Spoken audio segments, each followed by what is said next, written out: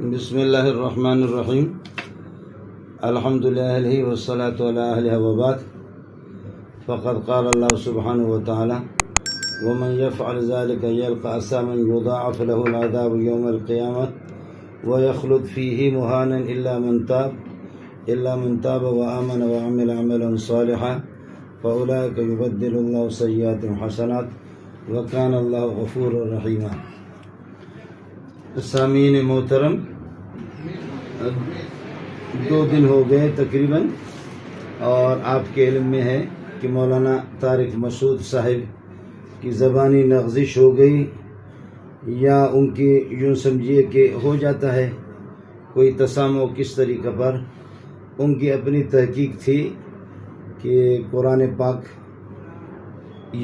اس میں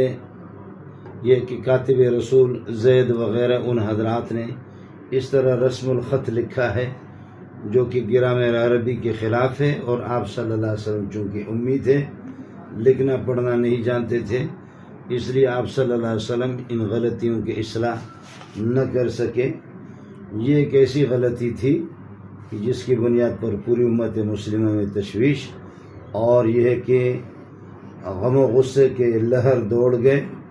اور دارالعلوم دیوبند سے دیگر مختلف بڑے بڑے اداروں سے عوام کا جو رد عمل ہوا، اور یہ ہونا بھی چاہیے چونکہ ایمان ہر انسان کے سینے میں ایمان کی حرارت موجود رہتی ہے۔ اس سلسلے میں سفر پہ تھا، اور میں نے بھی کچھ اپنی گزارشات مفتی صاحب سے عرض کی، اور اس میں امت غم و غصے میں اس کا رد عمل کا جو اظہار کیا وہ بہرحال جو ہو گیا سو ہو گیا، لیکن مفتی صاحب نے اب واضح طور پر بتایا کہ مجھ سے غلطی ہو گئی۔ انہوں نے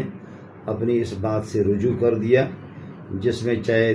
قرآن کی تحریف کی طرف اشارہ ہو رہا تھا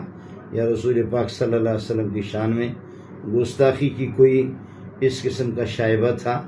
مفتی صاحب نے واضح طور پر ان سے رجوع بھی کر لیا، توبہ بھی کی، اور عوام سے معافی بھی مانگ رہا ہے، اور علماء سے اس کے بعد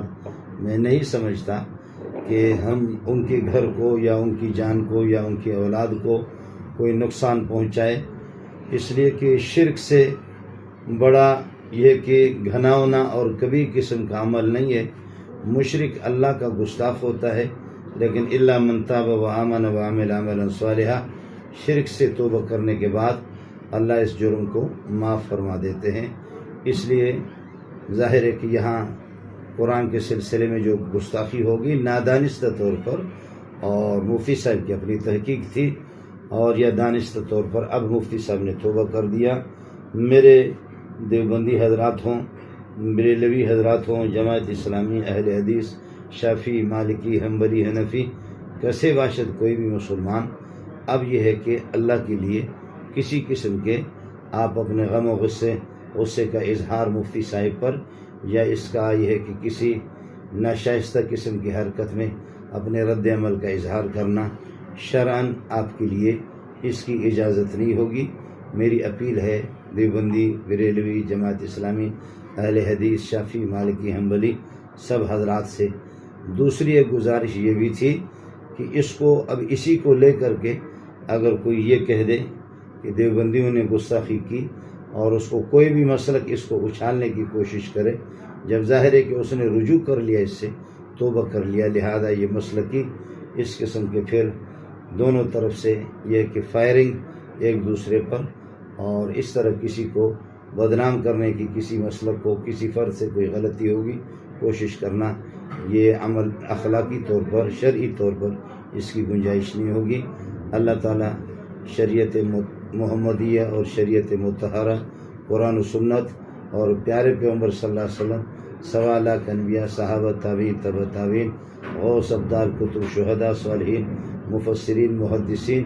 سب کے احترام کرنے کی توفیق ہمیں نصیب فرمائے۔ میری پھر اپیل ہوگی کہ اب ساتھی اور سوشل میڈیا والے حضرات بھی وہ بھی اس کو ڈیلیٹ کر لے۔ جب مفتی صاحب نے معذرت کر لی، معافی مانگ لی، تو سب سے میری اپیل ہوگی اللہ آپ حضرات کا حامی اور ناصر ہو، جہاں آپ رہیں خوش رہیں۔ السلام علیکم ورحمۃ اللہ وبرکاتہ۔